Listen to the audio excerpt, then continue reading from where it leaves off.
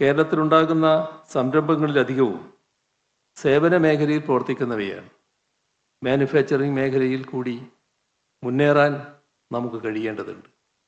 Micro ചിപ്പുകളുടെ നിർമ്മാണത്തിലടക്കം ഉണ്ടായിക്കൊണ്ടിരിക്കുന്ന ചടുലമായ മാറ്റങ്ങളെ നമ്മുടെ സാങ്കേതിക വിദ്യാ വ്യവസായത്തിലേക്ക് സന്നിവേശിപ്പിക്കാനും ടെക് ഡിവൈസസ് മാനുഫാക്ചറിങ്ങിൽ മുന്നേറാനും നമുക്ക് കഴിയണം.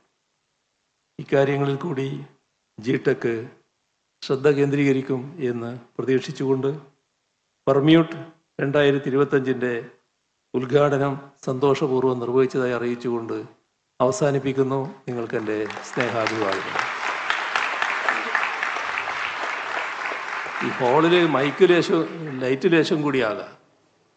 സാധാരണ കലാപരിപാടി നടക്കുമ്പോഴാണ് ഹാളിലെ ലൈറ്റ് ഡിമ്മായിട്ട് നിൽക്കേണ്ടത്. പരിപാടികൾ ഇതുപോലത്തെ നടക്കുമ്പോൾ ഹാളിലുള്ളവരെയും ശരിക്കും കാണേണ്ടതാണ്. അപ്പോൾ ലൈറ്റ് വല്ലാതെ